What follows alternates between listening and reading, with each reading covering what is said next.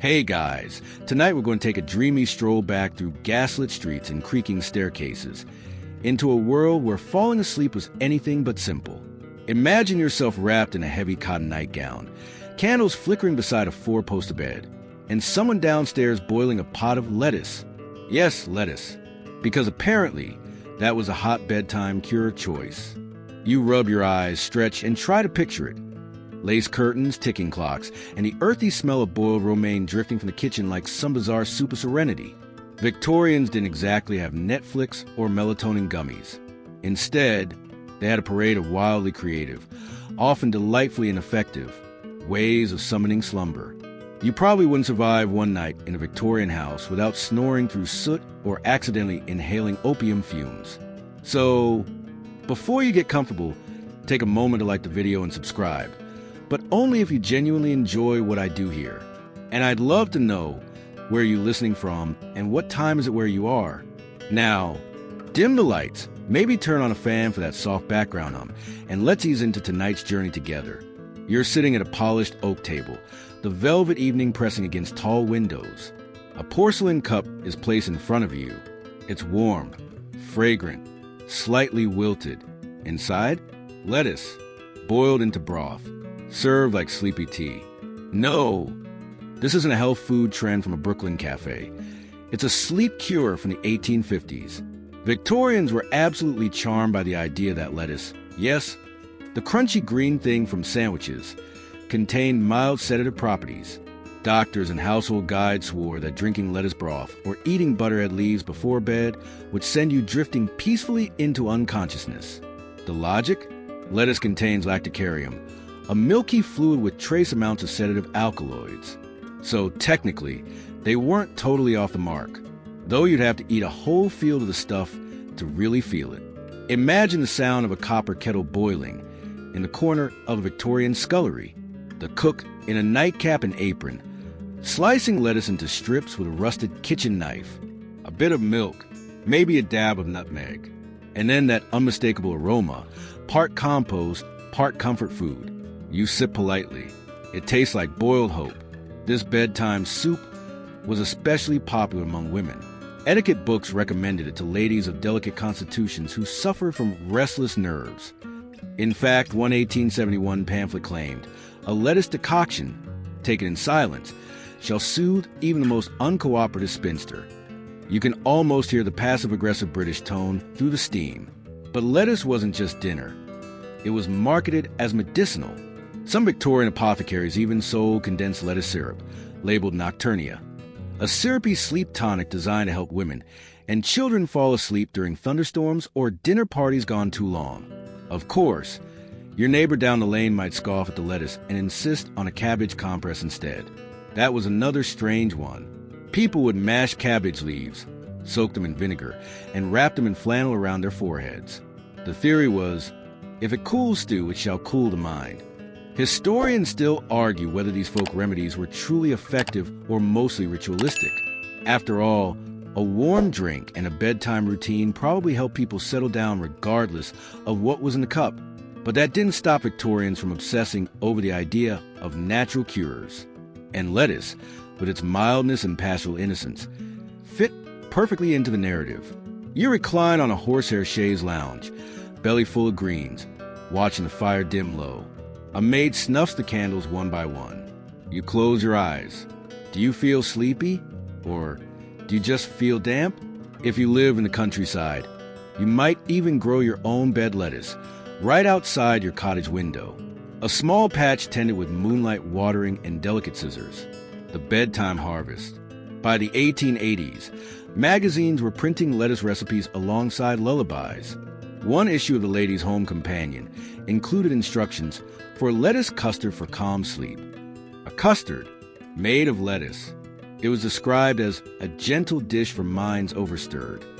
Some writers even tried to spiritualize it. One clergyman from Cornwall published a short guide titled The Sleepful Herb, Lettuce is God's Pillow, where he claimed the plant was biblically blessed and calm as the pastures of Eden. Bold claims for a salad green, if you'd rather not eat it. There were also lettuce poultices, grated, salted lettuce mashed and placed in linen pouches, then laid on the chest. Supposedly, it would draw the humors downward and ease the palpitations of those cursed with sensitive natures. But Victorian lettuce mania didn't stop at the kitchen or the bedroom. Some bathhouses even offered lettuce-steeped soaks. You'd sit in a wooden tub filled with warm water and torn lettuce leaves. The leaves would float around you like soggy dreams, and attendants would occasionally refill the bath with fresh broth. You sit back, inhale deeply, and try not to think of salad. And yet, people swore by it. Even Queen Victoria herself reportedly used lettuce water compresses for headaches and restless nights during her long widowhood. According to her household physician, Her Majesty found the vapors agreeable and the scent akin to quietude. Make of that what you will. But as much as the Victorians praised the humble lettuce, they were also wary. Some warned that too much lettuce would make you soft in the mind or induce nightmares of drowning in greenery. One widely circulated rumor claimed that eating lettuce before marriage could shrink your moral compass. No one could explain how. They just whispered it with a side eye over dinner. This strange bedtime fixation says a lot about the age. The Victorians were trapped between two worlds. Modern medicine was on a rise. But ancient folk wisdom still reigned in parlors and kitchens. And lettuce? It was just bland enough to feel safe and just peculiar enough to feel special. You imagine yourself folding a tea towel, setting the cup down. The fireplace crackles as the shadows lengthen. Somewhere in the distance, a neighbor coughs, an owl hoots. The lettuce sits in your stomach like a sleepy stone. And just when you think it can't get weirder, your host offers you a pillow filled with lettuce seed husks. A real thing, supposedly lighter than feathers and cool upon the brow. As you lie there, head sinking into your salad-scented cushion, it dawns on you. Maybe it's not about the lettuce. Maybe it's about the ritual, the quiet repetition, the illusion of control over chaos. And maybe, just maybe, that's the real secret to sleep. Because in the end, it's not the plant, it's the piece you build around it. Thank you so much for watching our video. If you enjoyed it, we'd love it if you subscribe to our channel. The room hasn't changed, only darkened slightly. A grandfather clock ticks gently from the corner, its pendulum swinging with measured grace. You're still nestled on that velvet chaise, the scent of boiled lettuce lingering faintly in the air, though now you're wondering what's next. The broth was mild, comforting even, but was it enough? The Victorians weren't willing to bet their entire night's rest on just one leafy green. No, they believed your evening meal held mystical power over your sleep. And not just what you ate, but when, how, and even with whom you ate it. You rise and make your way down a narrow, wallpaper hall to the dining room, formal, floral, flickering with candelabras. Here, supper is sacred. It's not just about nourishment. It's a ceremony with deep, sleepy stakes. A standard Victorian supper might include mutton broth, stewed apples, and perhaps a nice cold jelly. But for those with insomnia, who whispered of nervous exhaustion or nightly agitation, the menu changed dramatically. You're handed a plate. It's white fish, poached, lukewarm, sprinkled with something pale and unfamiliar. The servant explains caraway seeds, soothing to the digestion and to the soul. Right, Victorian advice columns were filled with warnings about food and sleep. Hot spices? Absolutely forbidden, said to stoke the inner furnace of mind. Cheese? Possibly satanic, or at least a guarantee of nightmares. Pork? A villain, oily, greasy, and sure to spawn phantasmagoria upon the brow. Instead, foods that were soft, bland, and damp in temperament were encouraged. Think rice pudding, barley water, or mashed turnips. Cold milk was nearly sacred. Some families kept a glass on their nightstand like a spiritual talisman. One guidebook claimed, a single gulp of cow's milk, taken in reverent silence, is the surest passage to Dream's Gate. You take a sip of your own. Still warm, still strangely comforting. And it does begin to slow your breathing. Maybe there's something to this rhythm. Historians still argue whether these diets were medically effective or more about social control, an edible way of reinforcing the ideal of the gentle sleeper. People were judged not just by their productivity, but by how peacefully they could fade away each night. Food became performance. And if you misbehaved, say, by sneaking into the larder for a slice of leftover goose, well, That could spell spiritual disaster. One moral nutritionist of the time claimed that midnight snacking led to disordered souls and disobedient dreams. Of course, it wasn't all gloom and goose bands. Some people turned to sweets for slumber. Yes, the Victorians had desserts tailored for sleep, like slumber syrup, a molasses-based treat with poppy seed and honey, or Dozy Drops, a soft licorice candy sold in brown paper pouches. Children especially were given these as nightly bribes for good behavior. You can almost hear the crinkle of the wrapper as a governess says, "One drop and off to dreams." You recline again, full now, not just with food, but with ritual. Around you, others at the table dab their lips with embroidered napkins. A cousin talked about the time they fell asleep with a potato under their pillow for headaches. They say, with complete seriousness. Another recommends cold stewed rhubarb as a mental relaxant. You smile, politely bewildered. But the meal isn't over yet. There's one more course, conversation. And it must be quiet, slow, and never agitating. Politics? Absolutely not. Finance? Forbidden. Even religion, unless it's dreamy and vague. Think angels, not theology. Some families kept books by the table designed solely for this hour, like the Golden Slumber Reader, a compendium of calming tales, sheep-counting poems, and quotes about clouds. Someone reads aloud. The drowsy bee hums low and wide. The cattail whispers sleep's soft-tide. You blink slowly. That's the idea. The fire crackles in the hearth, and outside, a light fog hugs a glass. The atmosphere is engineered carefully, tenderly, for sleep. And yet, some diners still struggle. There's always someone. Maybe the elderly aunt with the twitching eyelid, or the anxious poet cousin who stares at a spoon, like it's accusing him of something. And for these poor souls, food alone will never be enough. They'll need stronger stuff. A medical man, maybe a tonic, maybe a prayer. But before we get to that, let's wander back to the kitchen. You pass through the scullery, dim now, with damp walls and the smell of coal. On a shelf rests a small booklet. Soporific suppers for the sensitive sort. A handwritten recipe is bookmarked with a sprig of pressed mint. You open it and your eyes land on something extraordinary. Sleep biscuits.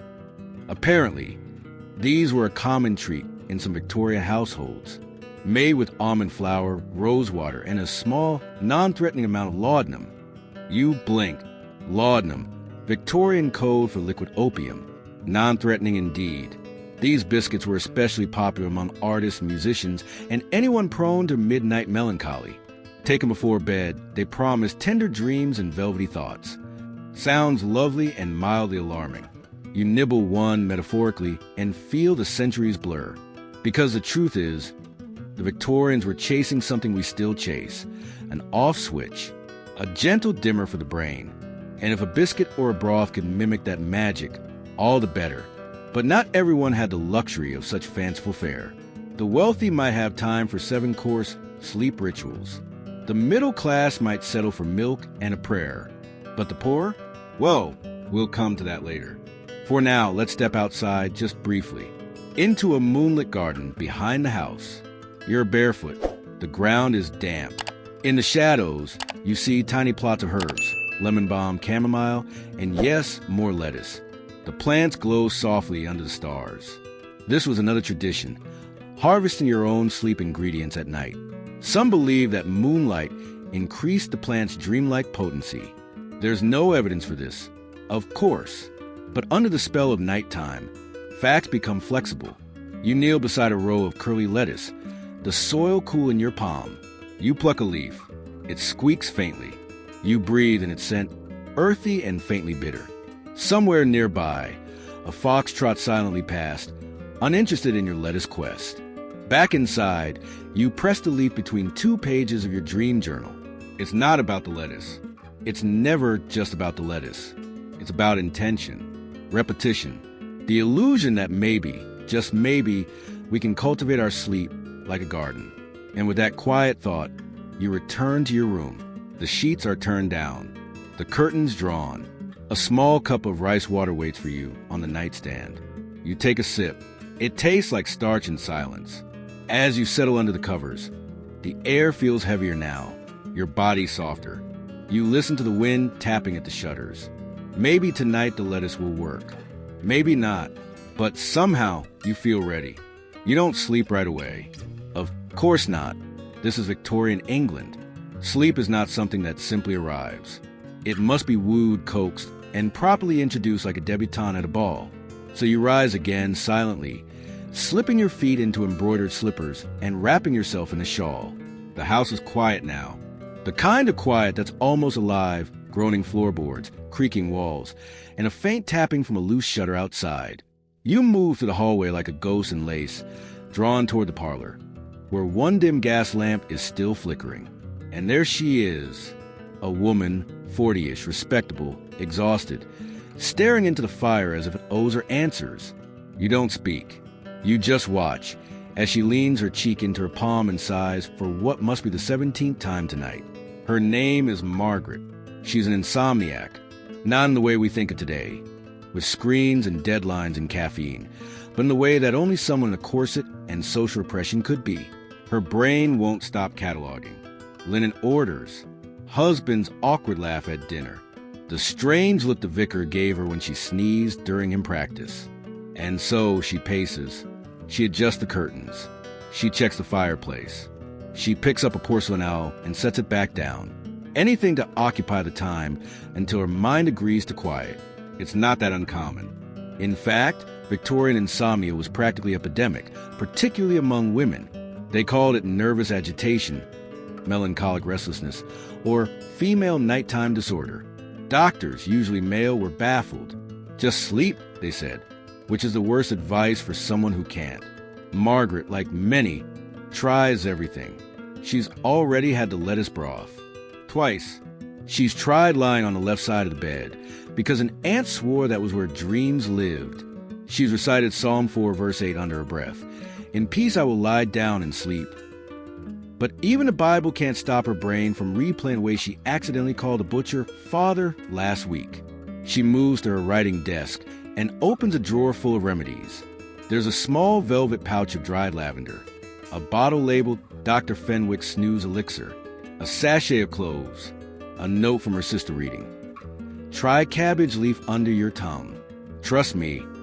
Historians still argue whether these rituals actually helped or whether they simply gave the illusion of control. But for someone like Margaret, the illusion is soothing enough. You can see it on her face as she places a cabbage leaf gently beneath her tongue, as if she were taking communion. The fire flickers again, casting long shadows across the walls. She curls up on the fainting couch with a wool blanket and stares at the ceiling. Maybe this will be the night. Now imagine being Margaret. You can feel the slow ache behind your eyes, the way your limbs are tired, but your mind continues marching in circles. You try counting backwards from 100, but your brain forgets what number was on. You try picturing a calm lake, but the lake fills with anxious ducks. In the next room, a clock chimes 2. Still, Margaret lies awake, and she's not alone. Across the country, hundreds of similar women sit in similar chairs, fidgeting with similar remedies. In an age when women were expected to be obedient, composed, and serene, the inability to sleep was more than a health issue. It was seen as a moral failing. Do you fret in the night? One etiquette guide asked. Perhaps your soul is unstill. The pressure to sleep well and gracefully, was enormous. Some women kept sleep diaries and brought them to physicians like confessions. Others visited spas and baths, where they were submerged in tepid water and whispered affirmations by nurses in lace caps. It was said that water at body temperature, if held long enough, could trick the mind into drowsiness. You picture Margaret drawing a bath at 2:30 a.m., the sound of water echoing through her dark house. She adds chamomile, a pinch of valerian root, a hopeful splash of rose water. Then she lowers herself in and waits. The bath doesn't cure her, but it helps. Slightly. Enough. Still, the truly determined turned to more intense solutions. Some sought out the services of midnight physicians, doctors who specialized in nocturnal complaints. These men wore long coats, carried leather satchels, and often arrived by lamplight, called into homes where someone hadn't slept for 3 nights and was beginning to speak to the wallpaper. Their treatments? Tinctures, of course, often containing opium, ether, or alcohol, but labeled with friendlier names like Poppy Rest or the gentle hour. You uncork a bottle and are greeted by the sweet, cloying scent of despair. Other remedies were less medicinal and more behavioral. You might be advised to walk in concentric circles until dizziness set in, or to recite poetry while rocking gently in a chair. One London doctor recommended that his patients whisper the alphabet backwards while chewing oats. Don't ask. It didn't work. And still others were told to sleep sitting upright in a chair because the angle disturbs worry's pathway. You try it briefly. It's deeply uncomfortable, but oddly effective in its own masochistic way. Margaret tries it, too. She rearranges the cushions, wraps herself in the wool shawl, and nods off briefly. Just long enough to dream she's forgotten, to send a thank you card. She jolts awake with a gasp. She's determined now. She lights a candle and pulls out a well-worn copy of The Silent Hour, a spiritual guide to serenity. It contains gentle phrases meant to calm the reader. Imagine each breath as a boat across the lake of your mind. Margaret tries. The boat hits a duck again. Still, her eyes begin to droop, not from peace, but from exhaustion. Her body, finally, betrays her brain. You can almost feel it.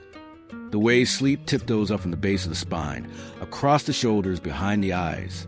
Her head dips. The candle flickers. And then sleep, uneven, shallow but real. She dreams she's inside a garden of lettuces. They all have faces. The next morning, she wakes confused and unimpressed, but slightly more rested. This was the nightly dance for thousands like her. Not one perfect cure. Just dozens of strange, half-effective rituals stitched together into something that almost worked. You stretch now, imagining yourself as Margaret, slipping back beneath your own covers. Still warm, still faintly scented of cabbage. Outside, the sky is beginning to soften, pale blue fingers pressing at the edge of night. It's nearly morning, and you've survived another sleepless Victorian night. The next night, the ritual begins again. You're a little more prepared this time. You've set the linen down just so, fluffed the feather pillows, though not too vigorously, lest you stir the down into a sort of airborne sneeze trap. You've boiled your lettuce, of course, and politely declined the rhubarb custard someone offered earlier. The room smells like stewed herbs and faint disappointment, which, in the Victorian-era, was basically the national aroma. But tonight, you've decided to take things further. Tonight, you're calling in the professionals. Victorian medicine, when it came to sleep, was part science, part circus. You had your family doctor, of course, the general practitioner who would arrive in a tall hat and wool coat, smelling faintly of tobacco and saddle leather. But there were also specialists, the druggists, the herbalists, the hypnotists, the wandering sleep lecturers, each with a theory, each with a tonic. Let's start with the druggists. You walk into a tidy little shop on a gaslit street. The bell jingles gently as the door opens. Wooden shelves line the walls, filled with glass jars, ceramic crocks, and tiny paper parcels. Behind the counter stands a man with a curled mustache and very thin spectacles. His name is Mr. Tibbins, and he's been curing nervous ailments for 20 years. Or so he says. "What troubles you, miss?" he asks. You explain your sleep issues, using the approved Victorian language. "My thoughts will not lay down," you say. "I am besieged by imagined duties and the ticking of my own breath." Mr. Tibbins nods gravely. Classic overstimulation of the feminine faculties. "I have just the thing." He disappears into the back room. A moment later, he returns with 3 items. A small green bottle labeled Somnus Cordial, a syrup of laudanum, sugar, and something vaguely called night essence. A sachet of dried hops and cloves, to be sewn into your pillow. A pamphlet titled Breath Like a Baby, Sleep Like a Lamb by Professor E. Plumridge, a man who, the cover assures you, once slept for 36 hours straight. You take all 3. Naturally, Victorians were both fascinated and terrified by drugs. Laudanum, especially. It was opium dissolved in alcohol, cheap, legal, and wildly overprescribed. Mothers gave it to colicky babies. Poets drank it like tea. Some sleep tonics were 10% opium by volume. Others were more subtle. Just enough morphine to take the edge off your existential dread, but not so much that you forgot your neighbor's name. Historians still debate whether most people truly needed these sleep aids, or whether the sleep problem itself was manufactured by an increasingly anxious society. After all, the Victorians were inventing new reasons to be nervous every day: trains, telegrams, social status, urban noise, and that new thing where you were expected to have opinions. But back to the shop. Mr. Tibbins suggests you take a spoonful of the cordial just before bed and repeat the phrase, "I'm being gently erased," until drowsiness takes over. You agree, but with some suspicion. After all, you remember what happened to your cousin Clara after she took a triple dose of Sleepy Susan's night drops. She slept for 14 hours and awoke speaking perfect French. You leave the shop and pass by another doorway. Painted on the glass, Dr. Brody, sleep mesmerist, and nerve aligner. You hesitate. Of course you go in. The office is dim, filled with the scent of lavender oil and mystery. Dr. Brody wears a velvet waistcoat and looks like someone who once tried to hypnotize a goat. He gestures to a reclining chair. "You must allow the mind to forget it has a mind," he says softly. The treatment begins. He swings a pendant, slowly, back and forth. You're told to follow it. He mutters a rhythmic mantra. With each breath, one step further from yourself. It's oddly soothing, but you can't help noticing that the pendant is just an old spoon. No judgment. Victorian mesmerism was all the rage in the 1850s and 60s. It was a mix of hypnotism, light trance, suggestion therapy, and whatever practitioner made up on the spot. Some claimed they could put patients into artificial slumber for hours. Others insisted they could align the body's magnetic fields to lull the nerves into submission. You, however, mostly feel like sneezing. Still, as Dr. Brody taps a tuning fork near your temple, you can't deny a certain mental floatiness. You picture clouds, clocks, lettuce, gently waving in a breeze that doesn't exist. When you return home, the night is unusually still. You've got the cordial, the Hop's pillow, the pamphlet, and half a hypnotic headache. You prepare for bed like a soldier preparing for battle. Cordial sip, sachet, stuffed under your neck. Book, open to page 1. You read. Let the stillness enter you like water, into a sponge of the soul. You smile. Absurd, but pleasant. As you drift closer to sleep, you think of the druggists and doctors, the velvet-suited dream whisperers, the night powders and syrupy drops. It was an age of invention and desperation. Everyone trying to bottle what cannot be bottled. The quiet. 1 foot in science. 1 foot in superstition. The line between doctor and potion seller was blurry, and often lined with velvet. Some of the remedies worked. Many did not. But all of them offered something crucial. The feeling that you were doing something about it. And sometimes, that's all a restless brain needs. You curl tighter under the coverlet, candle burning low. The room smells like cloves and molasses and something faintly like danger. And in the quiet that follows, you feel it. The slow, creeping weight of sleep. Not sudden, but sneaky, like fog over cobblestones. Just before you drift off, you whisper softly because it feels right, "I am being gently erased." Thanks for taking the time to watch. If you liked it, don't forget to hit that subscribe button and join us for more. You awaken to a chill, the kind that creeps up through the floorboards and settles in your spine. The fire's gone out. The cordial has worn off. You're not sure if you've slept 3 minutes or 3 hours, but either way, something doesn't feel right. You shift in bed, fluff the pillow with groggy defiance, and pull the wool blanket higher, but still, your body hums with unease. And then it hits you, the bed. Victorians were suspicious of many things. Tomatoes, left-handedness, and above all furniture, particularly beds. Because while you may think a bed is just a bed, to a 19th century mind, it was a deeply symbolic, highly engineered contraption with the power to make or destroy your sleep health and even sanity. You lie still, suddenly aware of every creak in the frame, every uneven spring beneath you. Is that feather stuffing or something else? Victorians believed the bed could literally influence your brain. Some thought that sleeping in the wrong position could agitate the cerebral vapors or cause delirious tendencies. One medical guide from 1864 recommended orienting the bed north to south to align with the Earth's magnetic field. East-west? Disaster. A guaranteed night of agitation, possibly madness, possibly worse. You sit up and glance toward the window. You think of Margaret, still probably wide awake in her own parlor, wrapped in a shawl and contemplating cabbage. Maybe her bed is pointing east.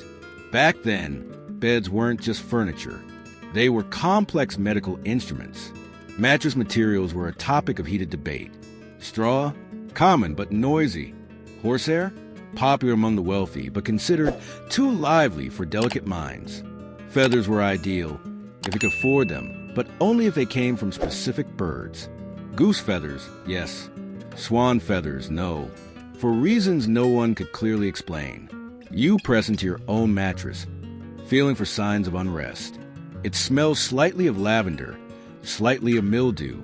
You recall a warning in the Household Sleep Almanac that improperly cured feathers may summon fitful spirits. Great. Some Victorians stuffed their mattresses with hops or pine needles, believing the scents would pacify the nervous system. Others insisted on cork fillings, or were stuffed with mild clays. A woman in Yorkshire claimed that sleeping on red clay reduced her son's bad dreams and political opinions. And then there were the bed frames. Iron beds were all the rage by mid-century, not just for their sturdiness, but because they were considered cleaner. Wooden beds were thought to harbor miasmas, noxious nighttime vapors that could infect the lungs and spirits. You gently knock on your own headboard. Iron. Good. Safe from ghosts and bacteria. But what about under the bed? Victorians had strong feelings about that too. Some households believed that under-bed storage was dangerous, that keeping boxes or linens beneath you while sleeping would trap energies and lead to erratic dreaming. One pamphlet, Dreams and Domestic Arrangement, advised that only slippers and morally neutral objects be stored beneath a sleeper. You glance under the bed. Just a chamber pot and a copy of Ladies' Etiquette Weekly. You exhale. Still safe. Of course, bed height mattered too. A low bed meant you were poor or spiritually sluggish. A high bed, often reached by step stool, signaled wealth and virtue. It also trapped more cold air beneath, which, ironically, was believed to be cleansing. You remember that noble woman who swore by sleeping 12 feet above ground on a raised platform because the angels fly higher at night. You'd laugh, but honestly, sounds peaceful. Still, for all their superstitions, the Victorians weren't entirely wrong. Sleep science today suggests room temperature, mattress firmness, and sleep position to affect rest. They just overshot it with a magnetic field realignment and fear of feather ghosts. As you lie back again, you feel the bed beneath you like a character in its own right. It creaks softly, but it holds. The frame is solid. The mattress slightly lumpy, but manageable. You settle into a deeper stillness. But then you remember the pillows. Victorian pillows were an entirely different saga.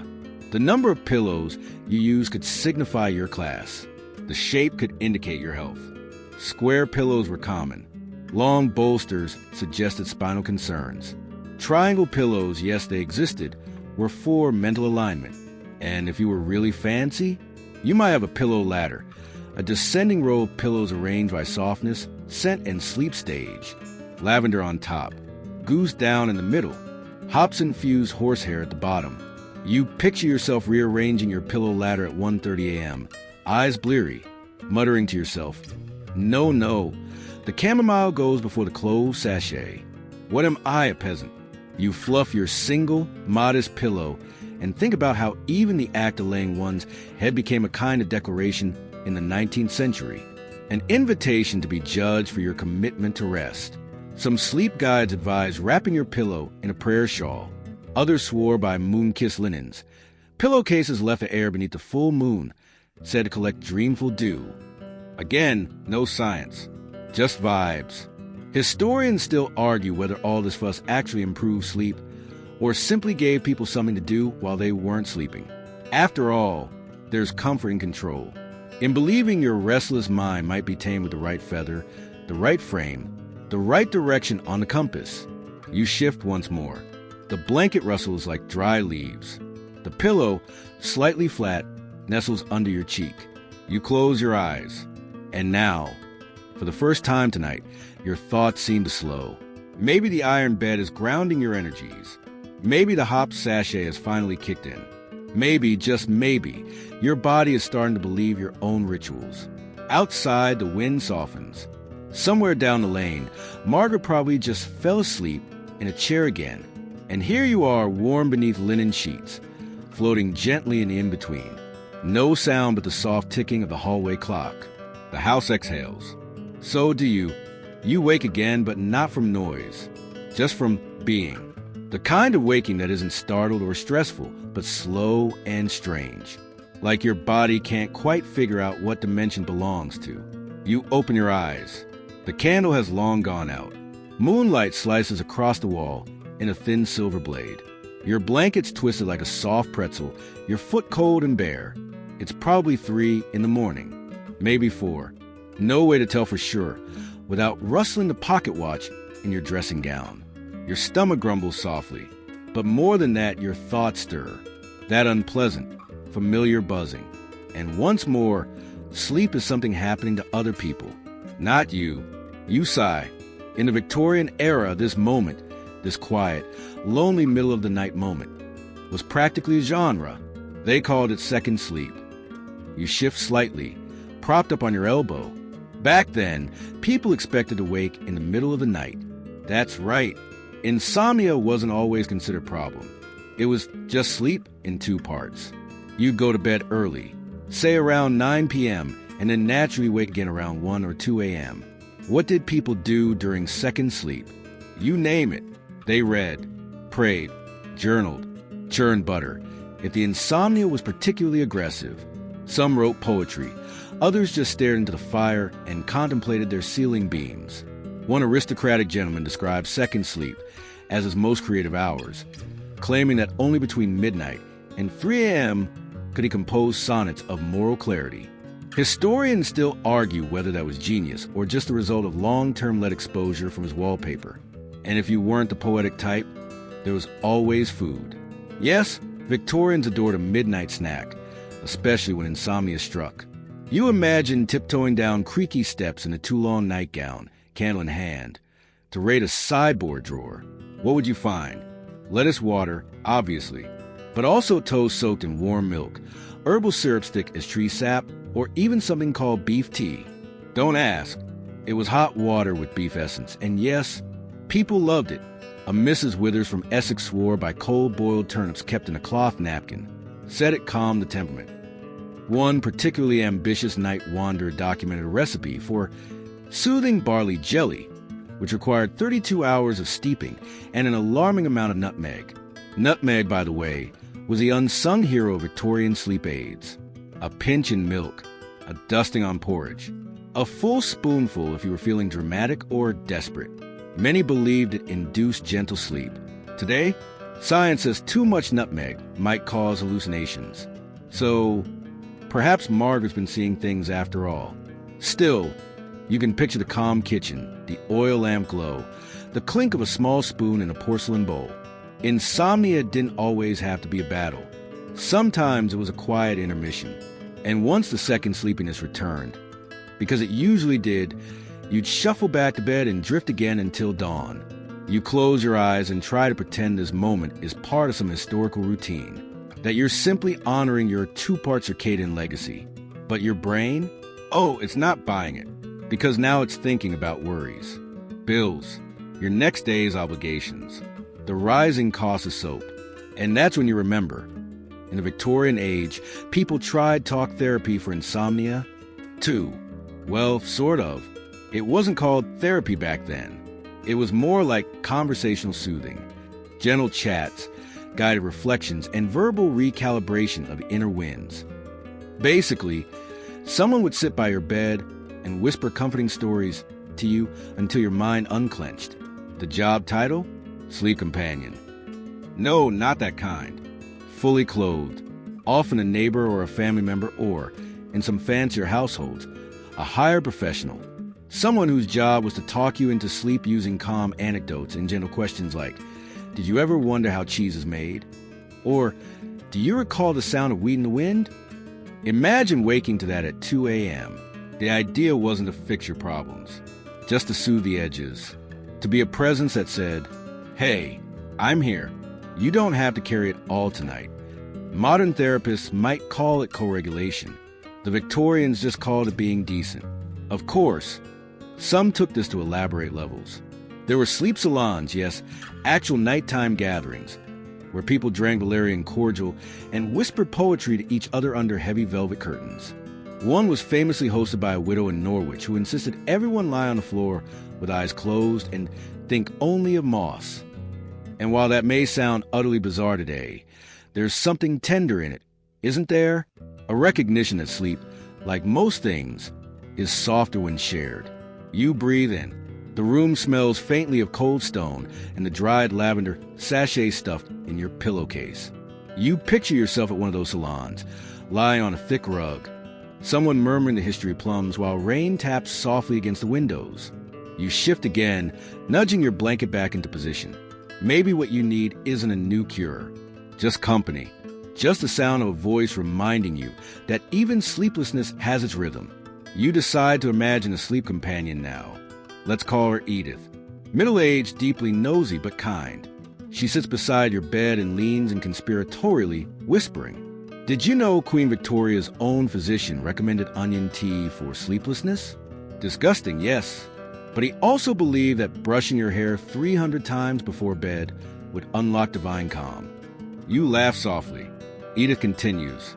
Some Victorians believe you could trap dreams in a ribbon if you wore it overnight. That's why some girls woke up with entire knots of fabric twisted around their heads, like seaweed. You roll to your side. She adds, also, did you know that if you sleep with your left foot hanging off the bed, you might accidentally invite a fairy to nibble your toes? Okay, that one's probably made up, but you're too sleepy to fact check. And Edith? She's still there, still whispering, still smoothing the edge off your racing thoughts with absurd, cozy nonsense. And suddenly your breathing slows. Your limbs are heavier now, slack with warmth. Even the mattress feels softer, like it's made of velvet pudding and well wishes. Edith adjusts your blanket one last time and whispers, sleep now. Dream of gentle things. Think only of moss. Outside, the world is still, and within it, you begin to blur. You return to your bed as though it were the center of the earth. And this time, you don't resist the drift. The sun rises slowly over foggy rooftops. Golden light seeps through the curtains like honey over warm bread. You blink, disoriented, but comforted. It's morning. Somehow, you've made it through the strange little storm of a Victorian night. Your feet brush against the cool floorboards. The room still smells faintly of chamomile, linen, and the leftover ghost of your dream. Something about a talking chair and a cat in a waistcoat. You choose not to question it. You stretch, yawn, and blink again. The good news? You slept. The bad news? So did your brain. And now that it's awake, it's got questions about your job, your future, your taxes, and why that letter you sent 2 weeks ago hasn't been returned. Your old pal anxiety is back at it, bouncing gently on the mattress like a toddler with too much jam. But in Victorian England, this was exactly the time to strike, if not the cause of insomnia, then at its lingering fog. Enter the cold water cure. Yes, you heard that right. A full body plunge. Ice-cold baths. The Victorians swore by it, or at least grimaced and tolerated it loudly. They called it hydrotherapy, and entire health resorts popped up across the British countryside, devoted to the art of shivering yourself back to health. You picture a grand stone house in the Lake District. Inside, people voluntarily stepping into wooden tubs filled with rainwater barely above freezing, not to punish themselves, but to awaken the nervous system and, somehow, calm the brain. One popular variation was the wet sheet wrap.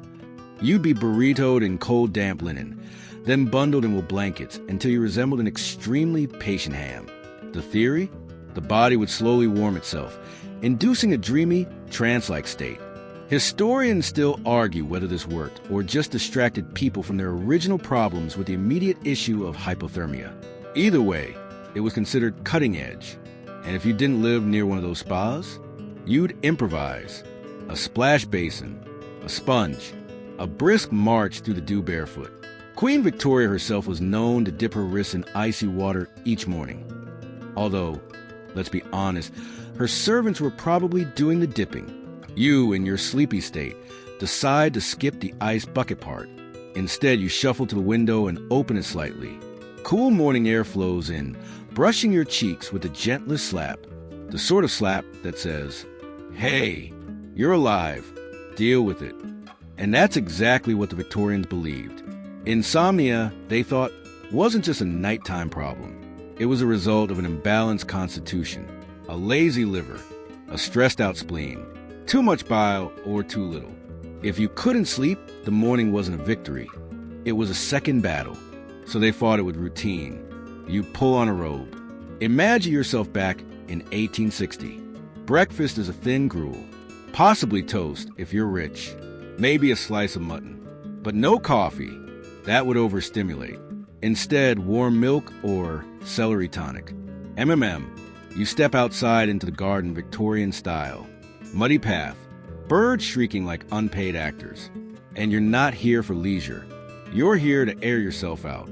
The idea was that bad thoughts, like bad smells, could be aired away with a brisk walk and a long stare into the distance, preferably across a field or damp meadow. Sunlight, they believed, could realign your sleep rhythm. And if there was no sun, staring at the horizon helped, too. One London physician in 1873 wrote, "Let the troubled sleeper rise with the morning mist and confront the edge of the earth with a brave face. There's courage in dawn." Bit dramatic, but you like his vibe. You find a patch of morning grass, freshly dewed. The air is still. Your slippers soak through almost immediately. You don't even care. You breathe in slowly. And now, as your feet chill and your brain defrosts, you remember a strange little ritual called sleep postcards. Not actual mail, just internal journaling. The Victorians were big on memory impressions. They believed that to sleep well the next night, one should end their day by writing a short mental postcard to their own brain. It might go like this. "Dear me, today was peculiar. My sister's pie collapsed. I saw a man in red shoes argue with a goose, and I am now convinced the vicar's wife is hiding something. I handled all of it with moderate dignity. Please remember I deserve dreams with minimal snakes. Yours in exhaustion." You! It sounds silly, but you try it now. As you stand under the awakening sky, you write your mental postcard. Maybe even whisper aloud, in a voice only the early sparrows can hear. And suddenly you feel reset. Sure, your problems haven't vanished, but the fog of the night has lifted slightly. The spell is broken. This, too, was part of the Victorian approach. They understood that sleep, like most human things, was messy, inconsistent, subject to emotion and weather and who burned the porridge that morning. But they built rituals anyway, not because they always worked, but because trying helped. And in trying, they gave shape to chaos. You stretch again. The sun's higher now. Edith's probably snoring somewhere with a book on her chest and a cat on her feet. You don't envy her. Well, maybe the cat part. Today might not be perfect, but it started. And for now, that's enough. You step back inside, the smell of warm wood, and dust greeting you like an old friend. The bed's a bit rumpled. Your pillow's still cool on one side. You smile. Tonight, you'll try again. Maybe you'll steep some lettuce. Or write another postcard. Or imagine Edith rambling on about how badgers used to be believed to steal dreams from children's ears. You'll do something small, something soft, something gentle. Because sleep doesn't arrive by force. It arrives by invitation. And today, as the sunlight catches the edge of your windowsill, you start drafting that invitation, one quiet moment at a time. Midday arrives with a yawn. Not from you necessarily, though there's one brewing, but from the town itself. The chimneys have cooled. The clanging of delivery carts has dulled to a low, distant shuffle. Even the birds seem to have given up arguing. It's the Victorian version of a lull. Not a siesta, exactly, this isn't Spain, but a collective pause, especially among the well-heeled and the lightly ill, which, in the 1800s, was just about everyone. So let's imagine this quiet moment, post-morning ritual. Your mind still humming from cold water splashes, your slippers slightly damp, and your stomach tolerating that celery tonic. You sit in your favorite chair, maybe the one near the window. The sun has swung around now, spotlighting the floorboards like an accidental stage. Your hands rest on your lap. Your thoughts, fluttering like tired butterflies, begin to settle. And this is where things get strange. Because right here, in the bright, gentle heart of the day, the Victorians did something unexpected. They napped. They didn't always call it a nap, of course. That would sound lazy. Instead, they used terms like resting the eyes, or taking one's fainting couch, or entering a meditative repose. You know, fancy sleepy things. But a rose by any other name still drools on the upholstery.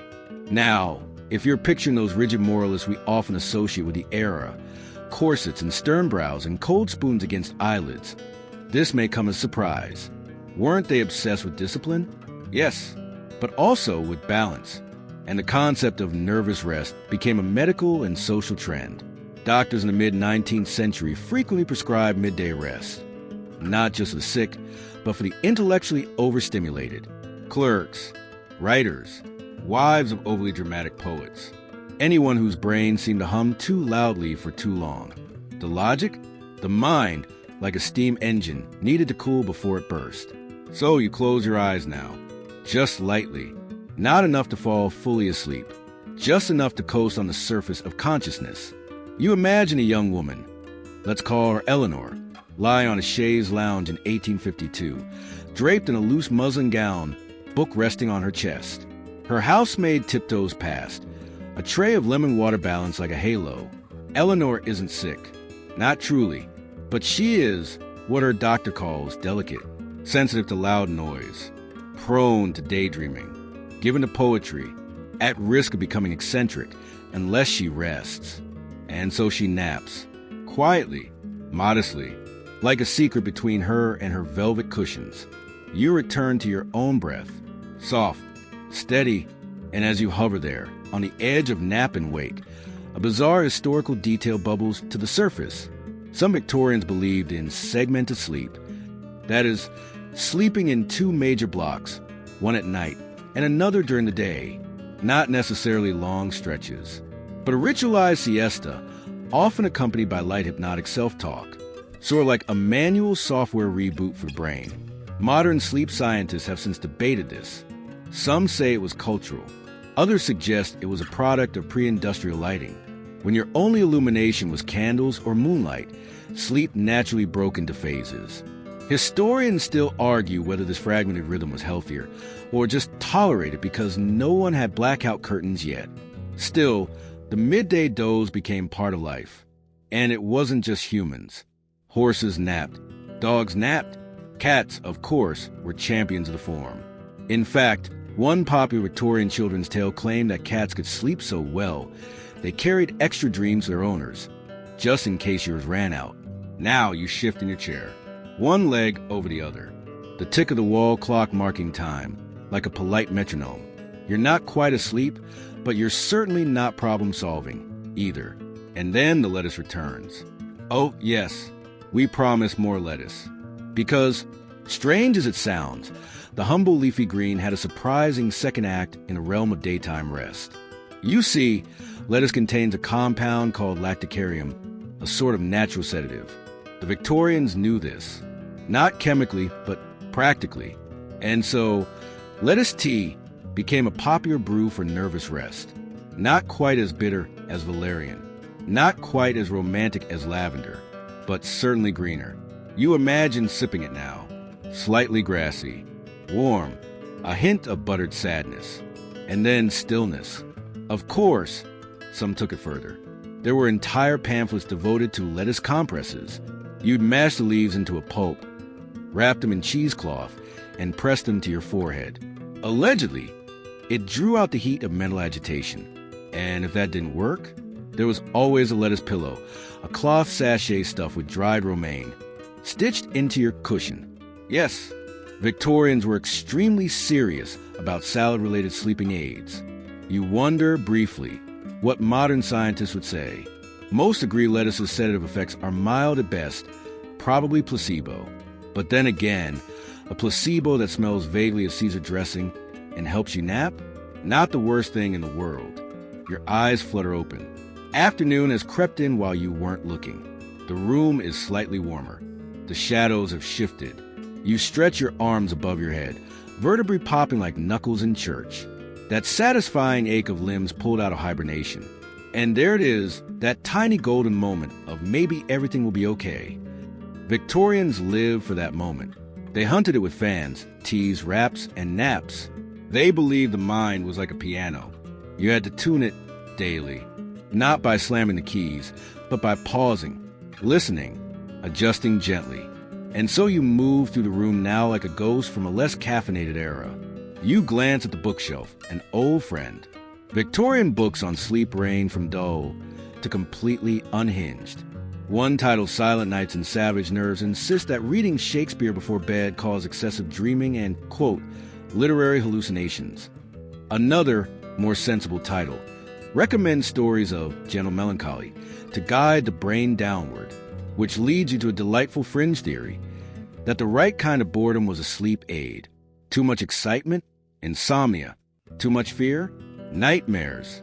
But the perfect level of blandness, a dull sermon, a meandering essay, a book on 12th century spoon production, could knock you out faster than any tonic. So naturally, people curated their reading lists accordingly. No detective fiction, no pirates, and absolutely no political pamphlets after 8 p.m. The goal was just enough interest to distract the monkey mind, but not so much to stir rebellion.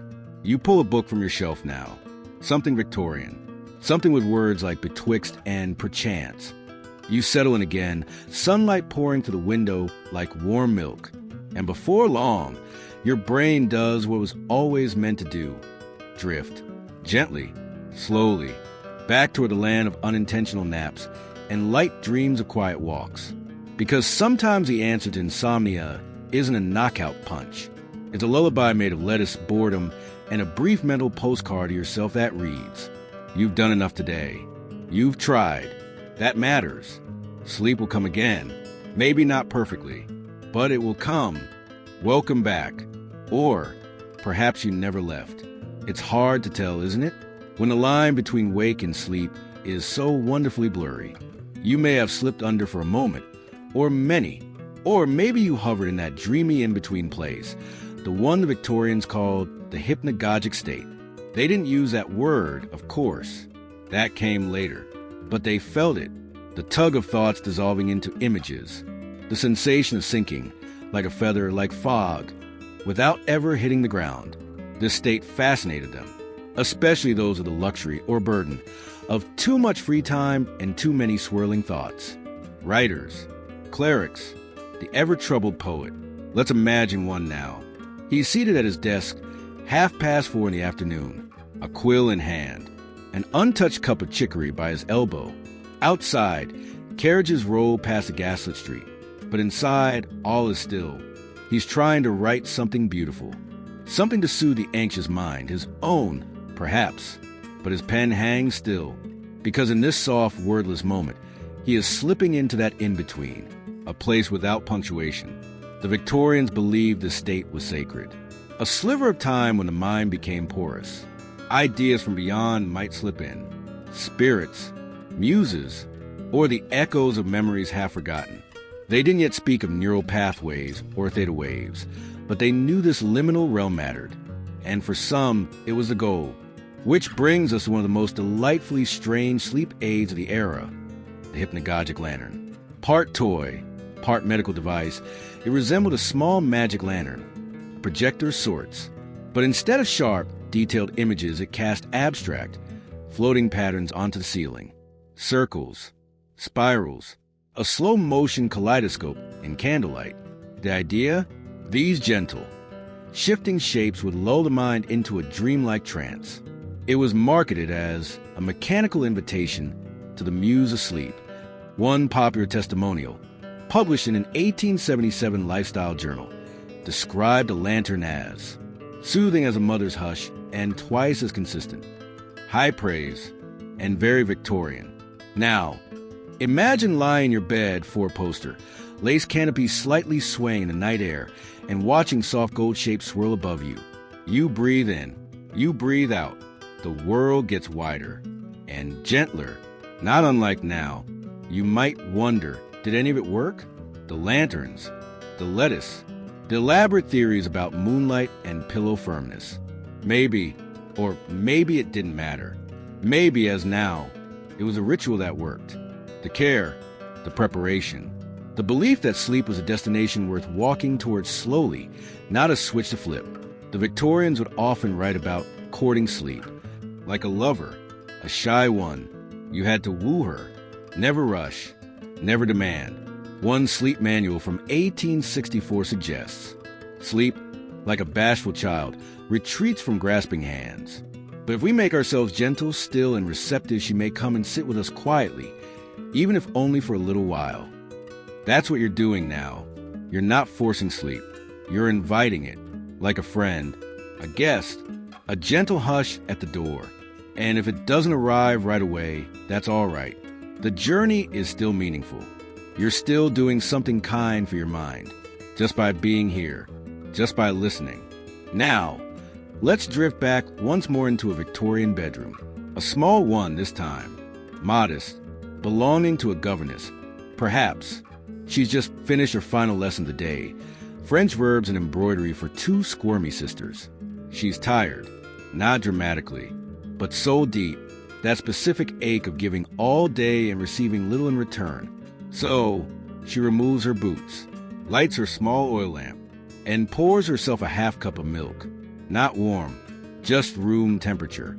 That's all she can afford. Then she opens a drawer beside her bed and pulls out something simple, a sleep stone. Not a literal stone, not exactly. More like a flattened oval of clay, scented with crushed hops and lavender. It had been baked by a woman down the road. Sold at market for 3 pennies. Place it near your heart, the woman had said, and your worries won't follow you to sleep. So she does, tucks it under her pillow, lies back, and waits. Outside, the wind shifts. A dog barks once distantly. But here, inside, there is only breath. In, out, like yours. And you begin to realize the specifics of the remedy may not matter. It wasn't the lettuce, or the chair, or the sleep stone. It was the act of believing in rest, of honoring it, making time for it, treating it not as weakness, but as ceremony. Today, we rush towards sleep as if it's a task, something to be optimized, hacked, tracked with charts and apps. But the Victorians, even with their absurd cures and sleepy salads, knew a secret. Sleep isn't conquered. It's invited. And even if it's slow to arrive, even if it tiptoes instead of sprints, it will come. Especially when you're kind to yourself in the waiting. You close your eyes again. No pressure. No timeline. Just this moment. And a gentle, leafy wisdom of a world that once believed lettuce could bring dreams. Thank you so much for watching our video. If you enjoyed it, we'd love it if you subscribe to our channel. You're still here. Or at least, a very soft version of you is. The part that floats a little. The version of you with edges slightly blurred, breathing slower now, letting go inch by inch.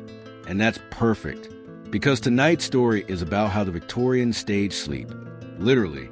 Now, we've already tiptoed through their lettuce teas and bizarre breathing contraptions, their rocking chairs and dream lanterns. But what about the stage itself, the bed? The theater of dreams? For the Victorians, the bedroom was not just a private space. It was a moral one, a battleground for virtue, health, and the soul's alignment. You didn't just sleep in a bedroom. You performed a ritual. Everything had its meaning. Every object had purpose. Even the way you lay on the bed told a story. Let's begin with the mattress. The ideal mattress of the mid-19th century was not your plush, modern memory foam cloud. No. The Victorians preferred something that would keep your spine as straight as your intentions. Horsehair was popular. Yes, real horsehair, stuffed into ticking fabric, sewn into tight tufts, firm, crinkly, slightly itchy. If you were wealthier, you might stack a featherbed on top. A little decadence, like whipped cream over rye bread. If not, you may do with flock, scraps of cloth, and will press flat. Springs? Oh, those were still a novelty. Introduced around the 1860s, they were greeted with suspicion. Some sleep doctors, yes, They existed warned that metal in the mattress could disrupt the flow of your natural energies. Others claimed the spring's slight bounce would make your dreams unruly. Historians still argue whether this was true caution or just good old Victorian fear of innovation.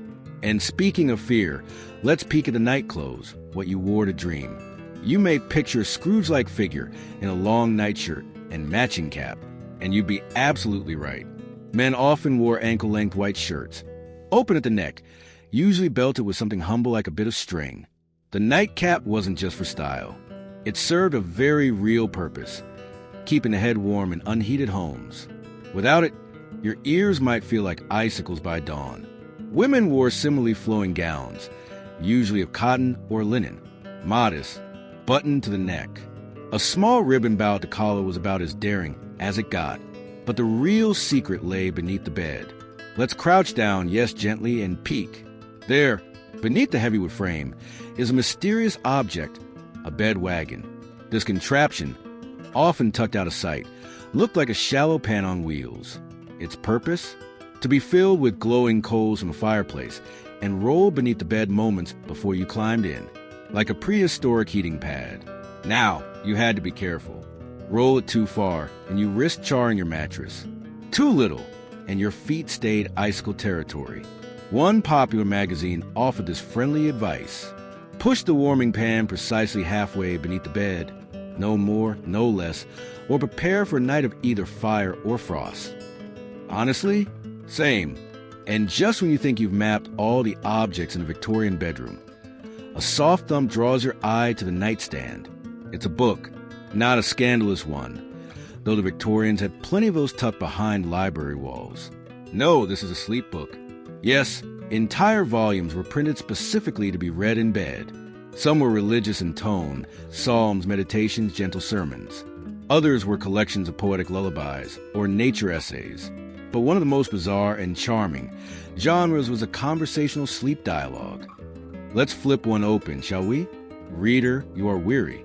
I see it in your drooping brow. Do not resist the tug of slumber. Lay aside your concerns. Let night's gentle fingers draw the curtain upon your thought. That's right, a book that speaks directly to you as you fall asleep. Sound familiar? The Victorians were onto something. But even these soft pages were no match for the true drama of the Victorian sleep experience.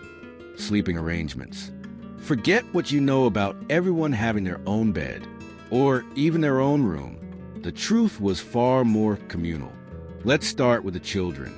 Most slept in trundle beds, pulled out from beneath their parents' or siblings' frame each night. If you were a servant, you might sleep in a hallway on a folding cot, or even curled near the kitchen stove for warmth. Many homes featured shared sleep, especially among siblings. It wasn't uncommon for 2 or even 3 children to nestle together under one blanket. In larger families, sleep happened in shifts. Early risers got the warm bed first. Night owls took the final round. Even married couples didn't always share a bed. Or if they did, they often had 2 twin mattresses pushed together or slightly apart, with a small table between them holding water, matches, or a shared Bible. And then there was a sleep divorce. Not a legal one. Oh heavens, no. Just a quiet agreement. You snore, I toss. You fret, I flee. So, separate rooms. It wasn't shameful. It was practical. A good night's sleep was seen as essential to moral uprightness and emotional control. If that meant slipping away to the guest room with your candle and cough drops, so be it. Some even embraced something called segmented sleep. Here's how it worked. You go to bed around 9 or 10 p.m., sleep for 3 to 4 hours, then wake on purpose around 1 or 2 a.m. This interlude was known as the watch. During this time, you might read, pray, journal, or simply lie still, letting your thoughts settle. Then you go back to bed for a second sleep, lasting until dawn. Historians still argue whether this pattern was natural or a response to unreliable heating and noisy urban life. Either way, it suggests a relationship with sleep that was more flexible, even creative. Imagine that. Instead of cursing yourself awake at 2 a.m., you'd light a small candle, read a page or 2 of Emerson, and consider holy time. Sacred silence. No blue light. No screen glow. Just the tick of the mantel clock and the hush of your own breath. Maybe we've forgotten how to befriend the dark. Or maybe we're remembering now. Because here you are, not forcing rest, but courting it, as the Victorians might say, with soft words and clean linens. And that's enough for now. You settle deeper into your mattress, hopefully not stuffed with horsehair, and exhale. The warmth you've gathered wraps around you, quiet and kind. You're not chasing sleep. You're welcoming it. As the soft rustle of imagined linen fades to hush, you drift toward the next moment, and the next, and still you're here. You're lying still now, and even your thoughts are beginning to whisper, which is just the right time for a little-known story from a very old island. Tonight, we float far from Victorian parlors and into the highlands and hidden glens of Iron Age Scotland, where sleep came not with pillows and proper nightshirts, but with peat fires, ancient stars, and the low hum of wind curling through stone. Welcome to the world of the Picts. You may have heard the name, vaguely mysterious, often painted as warlike or reclusive, but the truth is far more peaceful, and for the sleepy mind, oddly lovely. Let's begin with their homes. The Picts built what we now call brocks, circular stone towers, some rising 30 feet high, with double walls and spiral staircases snaking between them. Imagine living inside a lighthouse with no light on top, perched above misty valleys or rocky coastlines. Inside, the floors were earthen, strewn with woven mats. Low stone benches curved along the walls. Above you, wooden beams supported a thatched cone roof. No glass windows. Just slits for air and arrows, though mostly air. In the center of the room, always, the fire. It burned low and slow, fueled by peat, ancient, decomposed moss harvested in blocks from the bogs.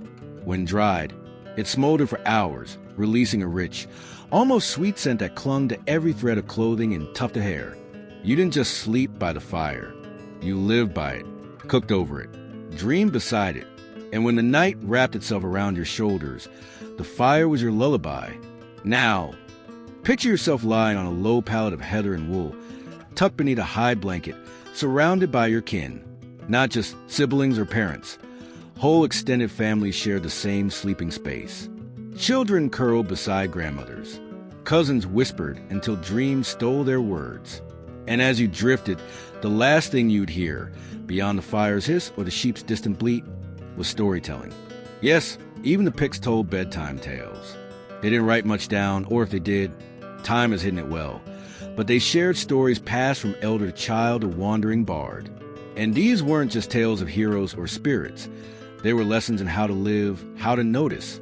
One surviving tale, passed down in later Scottish folklore, speaks of a girl who could hear seeds sigh as they split in the soil, who slept on moss and woke to do kisses. Another tells of a boy who dreamed every night of a silver fish, and when he finally followed upstream in waking life, he found a grove of trees no one else could see. These weren't fables with morals. They were quiet magic, gentle reminders that the world was alive and listening. Sleep, for the Picts, was not a gap in consciousness. It was a journey, part memory, part mystery. And sometimes it was watched over by animals. In many homes, livestock were brought indoors at night, chickens in woven cages, goats tucked near doorways, dogs curled close to feet, not as pets but as sentries. So if you woke in the night with a start, perhaps from a bad dream, you'd find not just your mother's breath nearby, but the slow chew of a sheep's jaw, or the gentle wave of a collie's tail across your toes. A different kind of comfort. And while we're here, let's whisper about something called a sleep stone. In certain corners of ancient Scotland, people believed in the power of river stones. Smooth, dark pebbles shaped by centuries of current.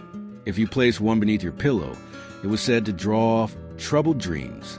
If you had a fear, a fever, or a worry that clung to your skin like damp mist, the stone would drink it in. Of course, there's no scientific evidence. But perhaps you felt something similar. Placing a cool object near your chest and breathing easier, even if only by imagination. And that brings us to sleeping charms.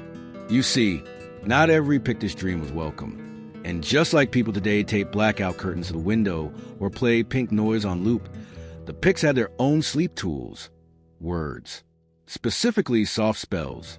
Here's one reconstructed from later Gaelic fragments. I close my eyes with the stars. and lay my thoughts in the ash.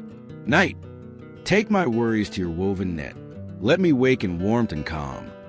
Said aloud or simply thought, these words were a kind of mental cloak, something to wear as you traveled the dark. The belief wasn't in superstition exactly, it was in ritual. The idea that sleep, like waking, deserved a little ceremony, a slowing of time, a folding of self, a gentle end to the day's chapter. And now, as the ancient fire dims and the thatch above you rustles in the night breeze, you close your own eyes, just for a moment, just to see what's waiting there. You are not in a Brock, of course.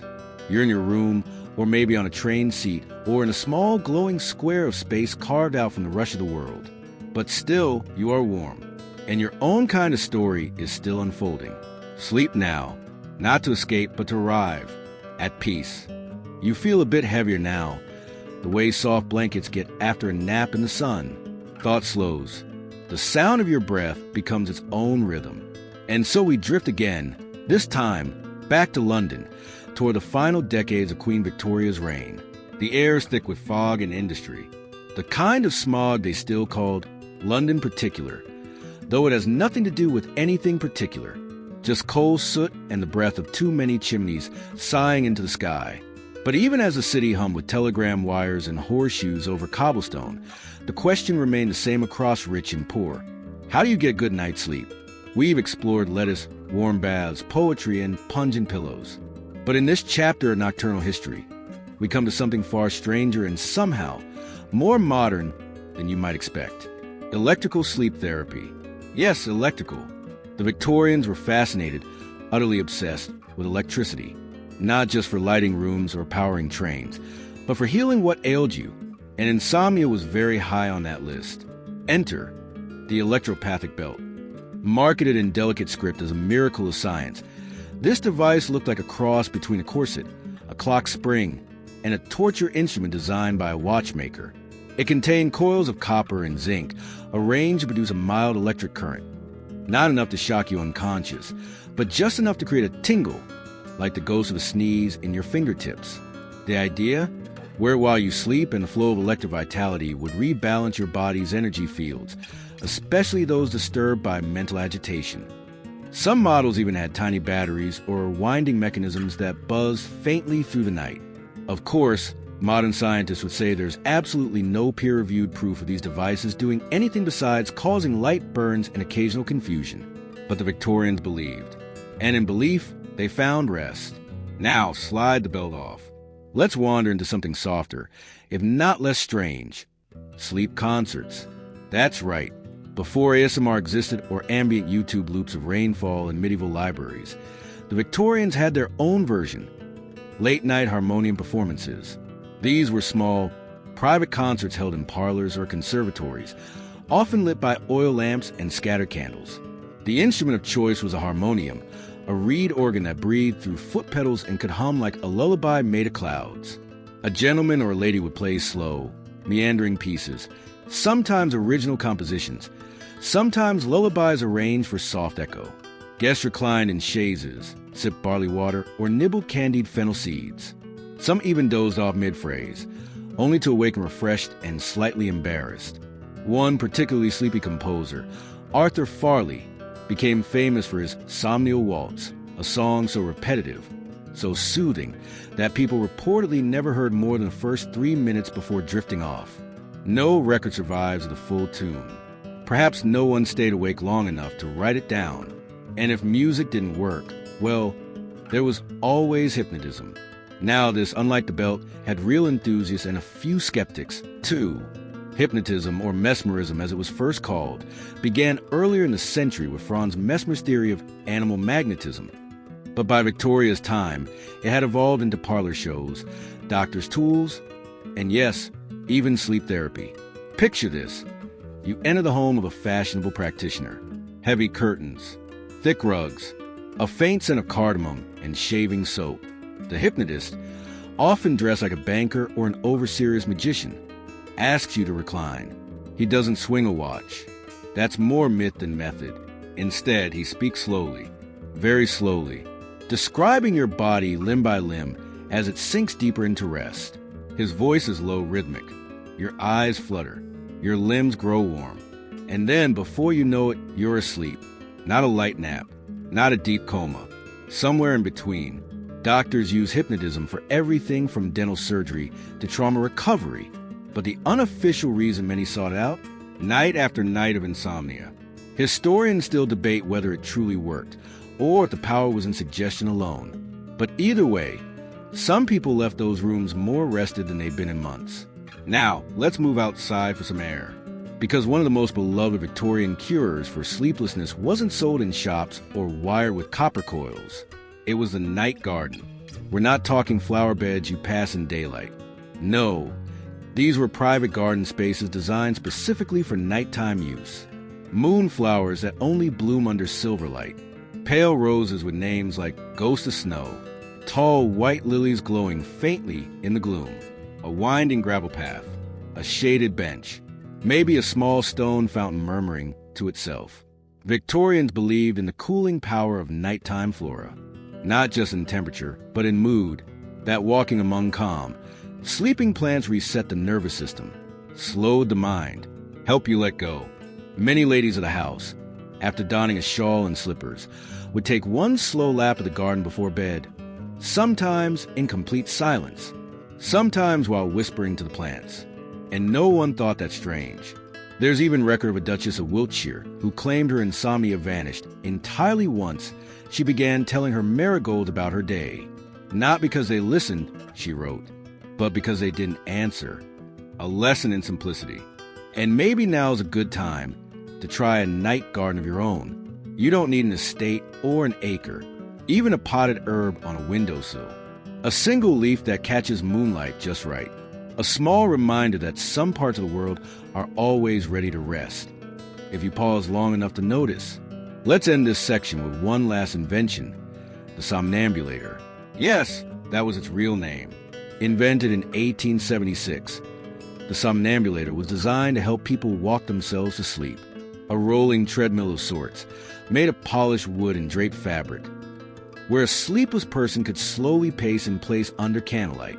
Its inventor, Lionel Graves Huxley, claimed that 20 minutes on the somnambulator, while reciting poetry, induced a state of profound bodily fatigue that precedes the most luxurious slumber. Only 3 were ever made. 2 broke under the weight of enthusiasm. The third remains in a museum, unironically labeled, a failed success. But you can almost see it, can't you? The slow steps, the flicker of flame, the rhythm of heels echoing the beat of an old verse. Sleep, sleep, gentle sleep, Shakespeare wrote. Nature's soft nurse. And maybe that's what all these odd inventions and gardens and belts were really chasing. The soft nurse, the great hush, the moment between here and there. So now, as your limbs settle deeper, as your own somnambulator clicks to stillness inside your thoughts, you listen for something simple. A rhythm, a hush, a breath, and you follow it. The soft rhythm you're following now carries us out of city streets and into the quiet countryside. The kind of place where time moves like molasses and stars spill across the sky like glitter. We're in the English Lake District, a land of gentle hills, quiet lakes, and poets' dreams. Sleep here has its own story, one wrapped in mist and water and the sigh of ancient trees. For Victorians, the Lake District was a retreat from the bustling chaos of London and industrial towns. A place to breathe, to walk, and yes, to sleep. One of the curious customs of this region was a bedroom window left open practice. Now, you might think the cold wind would discourage this, and sometimes it did. But many believed that fresh air was essential, not just for health, but for dream quality. Doctors, naturalists, and sleep guides wrote extensively about the purity of mountain air, recommending that windows be open wide, even in winter. Some families even took it further. They'd sleep outdoors during the summer months, on porches, or in tents pitched near lakesides. This al fresco slumber was seen as a cure for nervous disorders and insomnia alike. Imagine lying on a soft blanket beneath a patchwork quilt, the moonlight shimmering on water nearby, and the distant call of a curlew piercing the night. Your breath slows, your mind empties, and yet there was a paradox. Too much fresh air could lead to what doctors called night chills or dream fever. The body's defenses might overreact, leading to restlessness or strange dreams. So, families developed rituals to balance openness and warmth. One popular trick was the herbal draft, a warm infusion of valerian, hops, and chamomile sipped slowly before bed. The scent would linger on breath and pillow alike. Another was a blanket layering system, which sounds like an elaborate mattress, but is really just a carefully arranged stack of quilts, woolens, and sometimes even rabbit skins. You picture a family gathered before bedtime, each adding or removing a layer based on their own sensation of cold or warmth. And then there's the sleeping stone, returning again. This time, in the Lake District, the stone is cool and smooth, pulled from a riverbed. It's not just placed under a pillow, but sometimes tucked inside a sleeping cap or wrapped in linen. Why? To draw out bad dreams or keep away the night hag, a figure from local folklore who was believed to sit on sleepers' chests, causing bad dreams and restless nights. You might recognize this as an early version of sleep paralysis, but the Victorians and earlier explained it with stories. The hag was part of a broader tradition of dream spirits and night visitors, woven from Celtic myth and rural superstition. Stories tell people waking to find an invisible weight pressing down, unable to move or call out. The solution? A sharp breath, a whispered prayer, or sometimes a piece of iron or silver hidden beneath the bed. Folklorists still debate how widespread this belief was in Victorian England, but many accounts survive. And if that wasn't enough, some families kept a small bell by the bedside, not to wake the household, but to ring out the hag and any unwelcome dreams.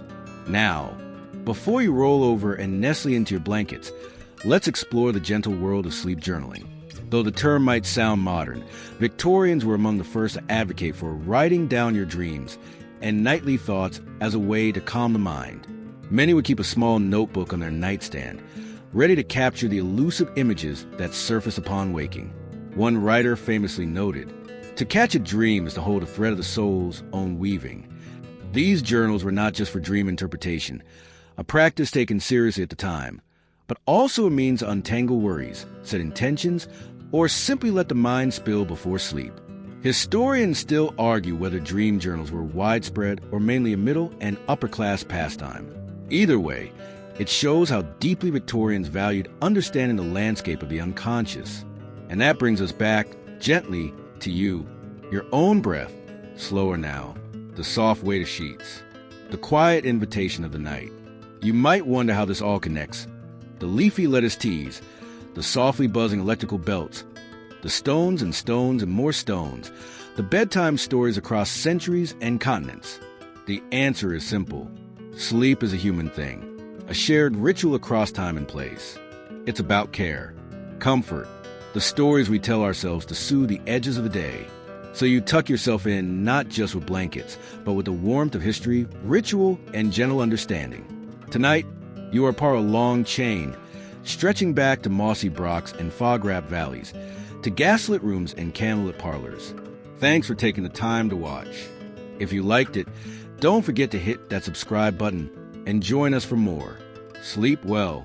Now, the hour grows later still. You're nestled deep, the world outside your window softened to a quiet hum. Tonight, we travel beyond England's borders to a little-known corner of the Victorian Empire, colonial India, a place where British and native cultures mingled in complex, sometimes gentle ways. Sleep customs here were a fascinating blend of East and West, tradition and novelty, medicine and magic.